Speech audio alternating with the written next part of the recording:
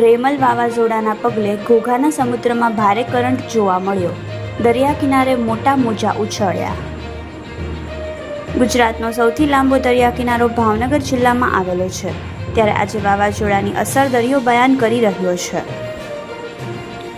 રેમલ વાવાઝોડાના પગલે ઘોઘાના દરિયામાં કરંટ દેખાયો. રેમલ વાવાઝોડાની અસર ઘોઘાના દરિયામાં પણ દેખાઈ. વરસાદની આગાહી વચ્ચે સમુદ્રમાં જોવા મળ્યો સામાન્ય કરંટ.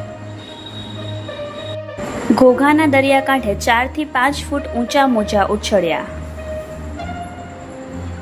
રેમલ વાવાઝોડાની અસરો ઘોઘામાં જોવા મળી હોય એવો માહોલ સર્જાયો. વિશાળ સમુદ્રમાં કરંટ જોવા મળી રહ્યો હોવાનું નિયમિત દરિયો ખેડતા સાગર ખેડૂઓએ જણાવ્યું. વાતાવરણમાં સર્જાયેલ પલટો સમગ્ર રાજ્યમાં વર્તાઈ રહ્યો છે, પરંતુ સૌથી વધુ અસર સમુદ્ર તટવર્તીય વિસ્તારોમાં જોવા મળી હતી. વરસાદની આગાહી વચ્ચે ઘોઘાનો દરિયો રફ બન્યો. દરિયામાં જોવા મળ્યો કરંટ. પવનની ગતિ અને મોજામાં તીવ્રતા જોવા મળી. Bureau report, Yashvi Gujarat news, Ghogha.